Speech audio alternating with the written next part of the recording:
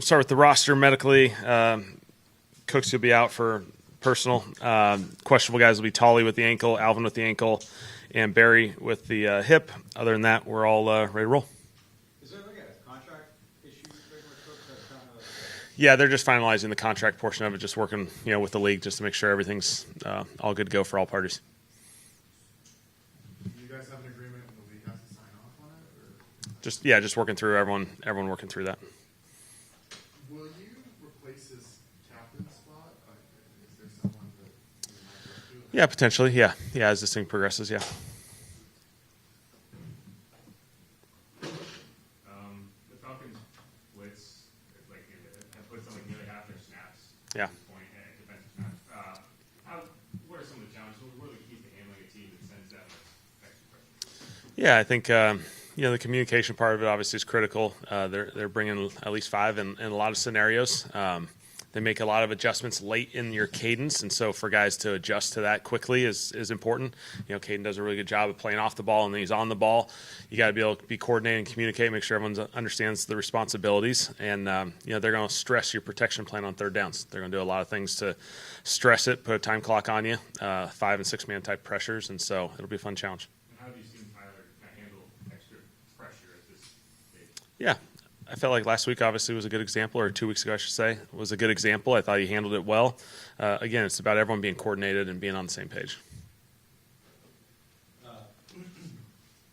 way you used Taysom on that 7-minute drive to close out the Carolina game, did you find inspiration in the way he's been used in the past for stuff like that, or is it something that's naturally played in his skill set? He's played in some of those situations. It was really a short yardage package that we had, and we just kept with it more and more as the game progressed, and certainly that last drive. And so something we can, probably lean into, and he's been really good at. How do you feel about Fuaga's chances? Next question. Yeah, we'll see. Obviously, he was limited today. Yesterday, he was able to get out there, and so we'll see how it progresses. I think, you got to see how a body responds to all this workload. Is he one of those guys that, you've had a couple things this year where a guy's up, but only for emergency situations? Yeah, we'll see. We'll talk with the medical staff, tomorrow morning, kind of see how today he responds to everything and see what the status is for Sunday. Bijan has become one of the better running backs in this league. What do you feel like is the thing that makes him stand out from others? Yeah, explosive ability in the run game and the pass game. I think he's got a really cool balance of when he sees it, it's a one cut and it's gone. But he also has that patience element that he's willing to kind of let it play. He can kind of ride the wave and find the cut. And then in the pass game, he's such a viable option there. Everyone saw what he did at Texas. Everyone was fired up. Atlanta was fortunate to pick him, and he's had a huge impact on this league. This is like, I don't know your stats, and both your tackles are way up on it. Is he advantage of that? Just so you give them time they're out quicker than kind of holding them back to chip or something like that? Yeah, there's pros and cons to it. Create a little bit more space, obviously, is the first thing that comes to mind, get people out. There's a time and place for it. At times you are going to have to help these guys. Those are hard downs. But, ball out, completions, space plays do hold their value as well.